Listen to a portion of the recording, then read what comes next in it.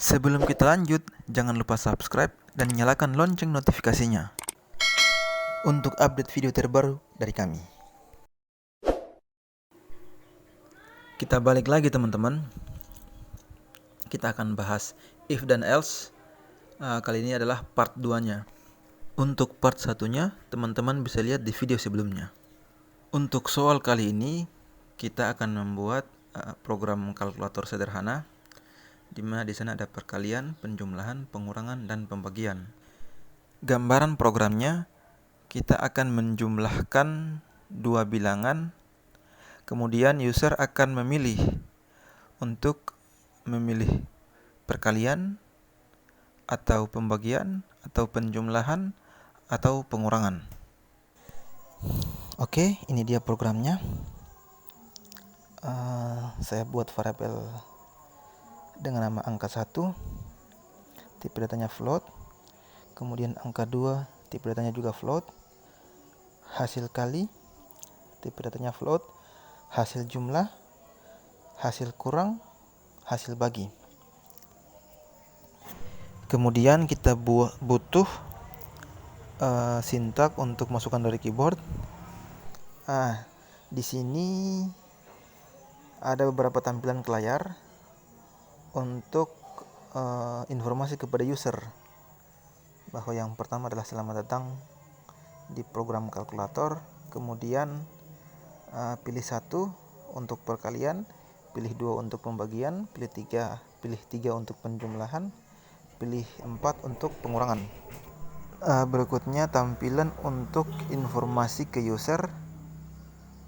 Silakan masukkan angka 1 dan angka 2 untuk melakukan operasi aritmatika. Setelah itu kita berikan informasi juga ke user untuk masukkan angka 1. Kita butuh variabel. Tadi saya sudah deklarasikan di atas. Variabel tersebut saya kasih nama angka 1.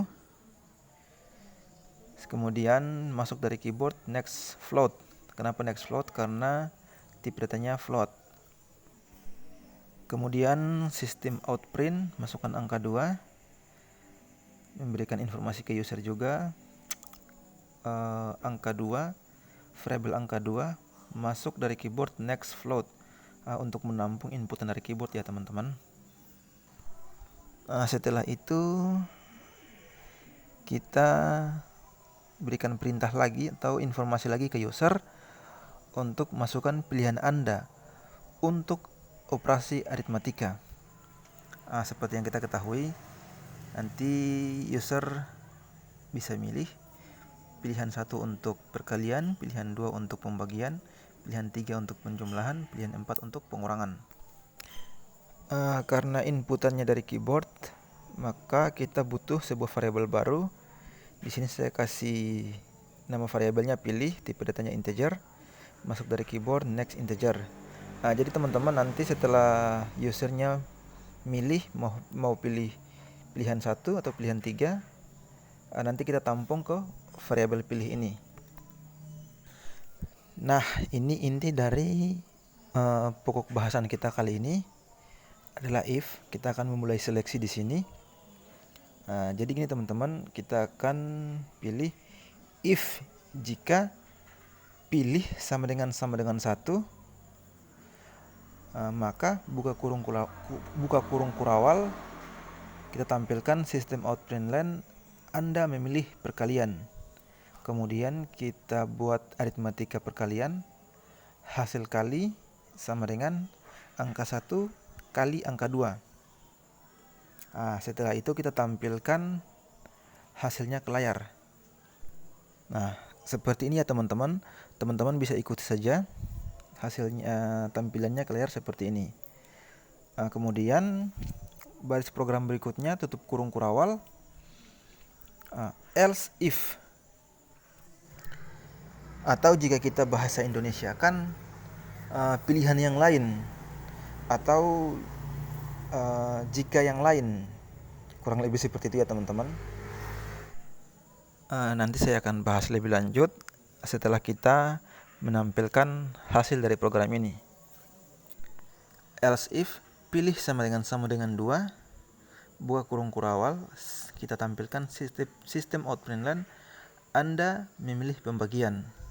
Kemudian aritmetikanya hasil bagi sama dengan angka 1 bagi angka 2. Setelah itu kita tampilkan lagi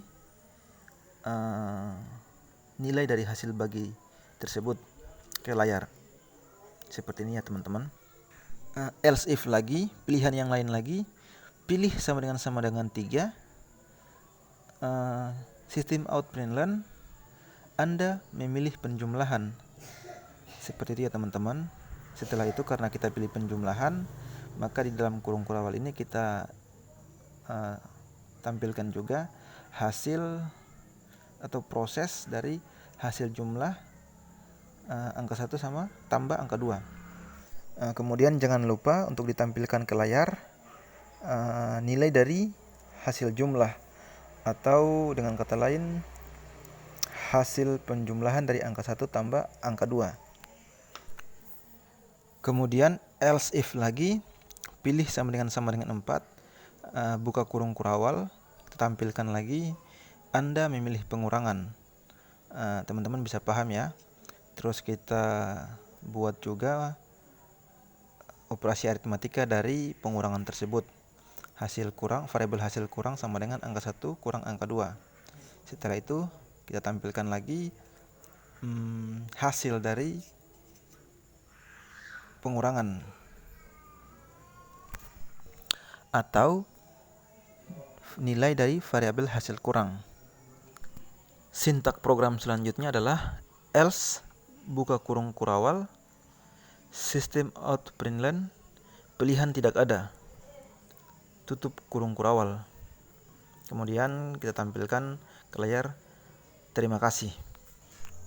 Nah, jika sudah, tekan Shift F6, kita jalankan programnya, dan ini hasilnya.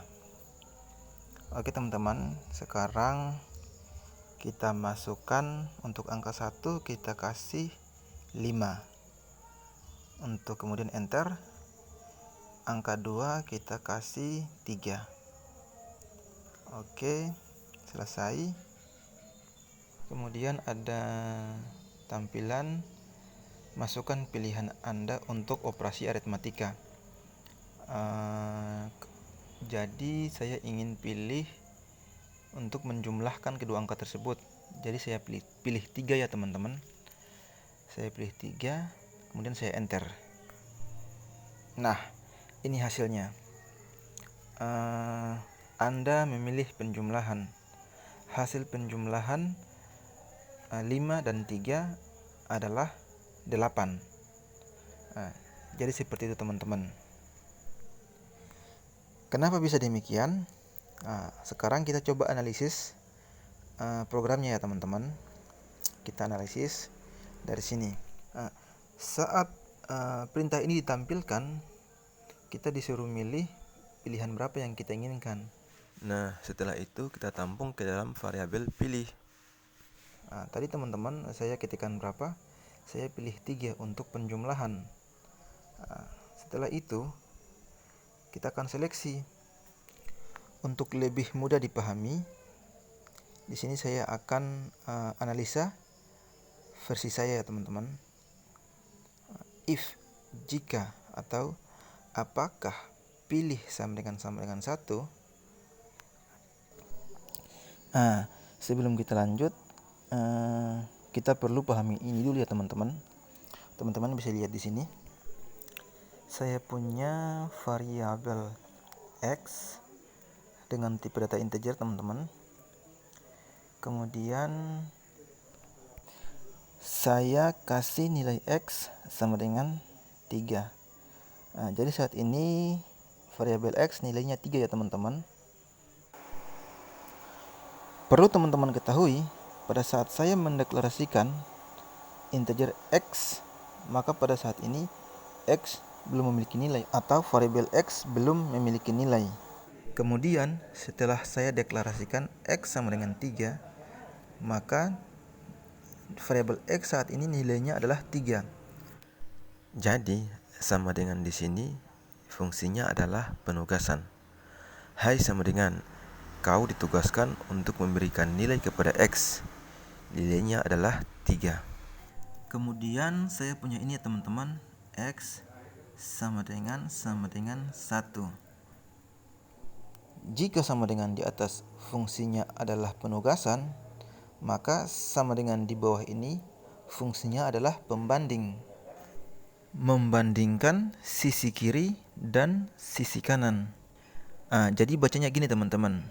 Apakah X, variabel X nilainya sama dengan 1? Kita lihat variabel X nilainya berapa tadi? Oh 3. Apakah 3 sama dengan 1? Oh tidak. Maka persamaan ini adalah salah. Kemudian kalau saya deklarasikan seperti ini, X sama dengan 3. Bagaimana teman-teman?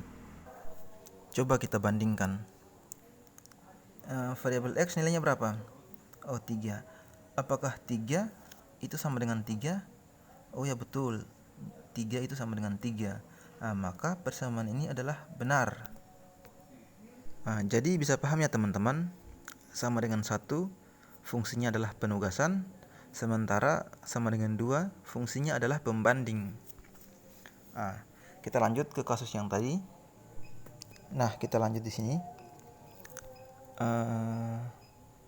If apakah variabel pilih sama dengan 1? Teman-teman, tadi kita masukkan angka berapa? Tadi kita masukkan angka 3. Variabel pilih nilainya 3. Apakah nilai 3 sama dengan 1? Oh tidak. Karena tidak, maka kondisi ini tidak akan dijalankan oleh komputer atau sistem. Dari kurung kurawal ini sampai di sini.